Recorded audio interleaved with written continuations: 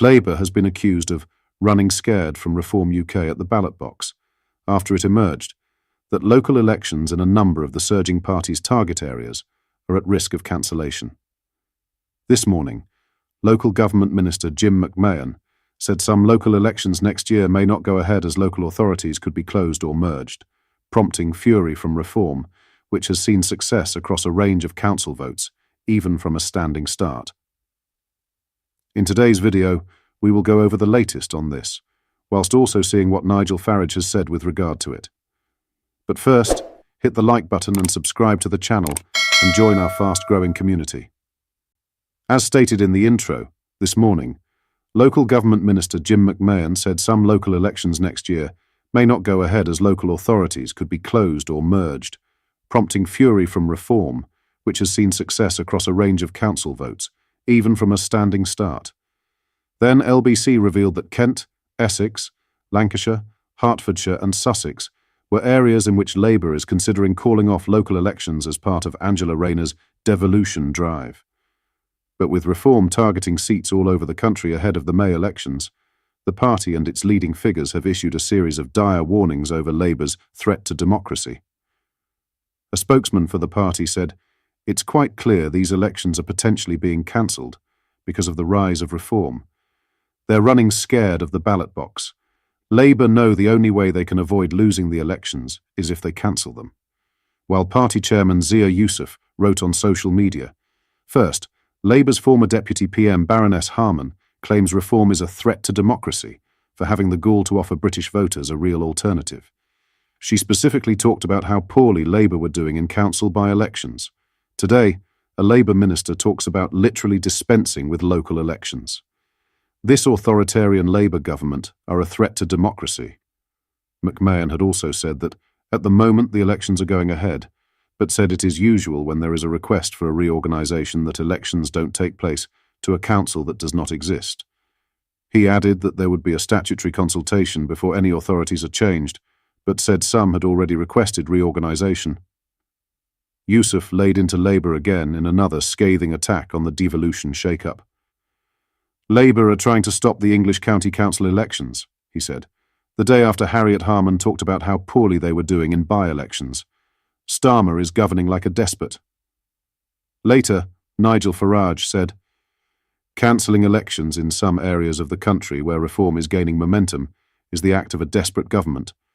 They have the audacity to call us a threat to democracy, whilst they act like third-world dictators." Despite her threat to democracy warning, Baroness Harman had praised Reform's by-election surges just days ago, pointing to several cases in which the party had taken in 40% support from a standing start, while Labour's vote share slumped. The ex-interim Labour leader also issued a broader prediction about Nigel Farage's party's future success. "I feel quite conflicted about this because I don't want to talk up Reform," she told Sky News. "But I actually think that Reform are going to replace the Conservatives at the next election because they seem to have an argument, and they seem to know what that argument is. What are your thoughts on this? Let me know in the comments." In other news, an EasyJet flight from Morocco to Glasgow was forced to make an emergency landing in Portugal after a passenger's disruptive behaviour caused safety concerns. Flight EZY3176 from Agadir to Glasgow diverted to Faro on Tuesday, December 10th. The flight departed Agadir around 8:27 p.m. before the unscheduled landing. Following the incident, the aircraft took off from Faro at 9:55 p.m. Despite the emergency diversion, the flight arrived at Glasgow Airport at 12:54 a.m. Portuguese police removed the disruptive passenger from the flight. The passenger was also arrested by authorities. An EasyJet spokesperson confirmed that once the passenger had left the aircraft, the flight was able to continue its journey to Glasgow. An EasyJet spokesperson said, "Flight EZY3176 from Agadir to Glasgow on December 10th diverted to Faro and was met by police due to a passenger behaving disruptively on board. Once the passenger had left the aircraft, the flight continued to Glasgow. EasyJet's cabin crew are trained to assess and evaluate all situations and to act quickly and appropriately to ensure that the safety of the flight and other customers are not compromised at any time. While such incidents are rare, we take them very seriously and do not tolerate disruptive behavior on board. The safety and well-being of our customers and crew is always EasyJet's highest priority. Lastly, the Prince and Princess of Wales's attendance at King Charles's annual pre-Christmas lunch hangs in the balance as the monarch has moved the traditional gathering to Buckingham Palace, according to new claims.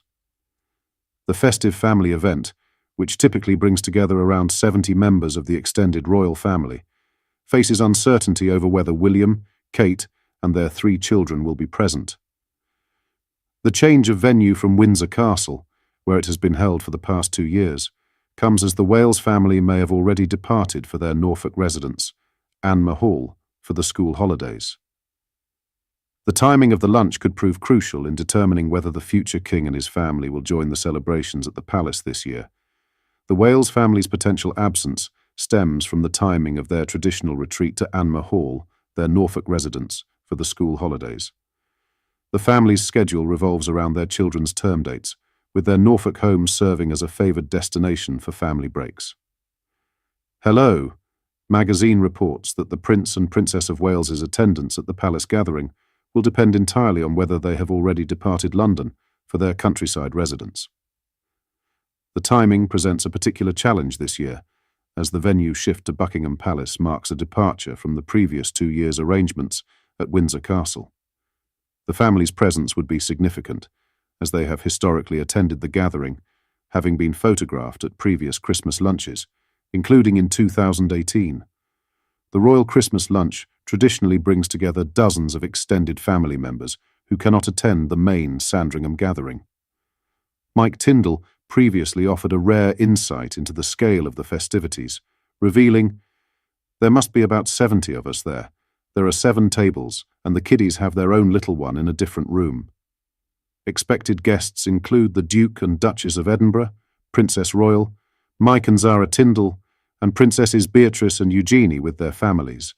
The late Queen Elizabeth II's cousins, including Prince and Princess Michael of Kent, the Duke of Kent and the Duke and Duchess of Gloucester, typically join the celebration.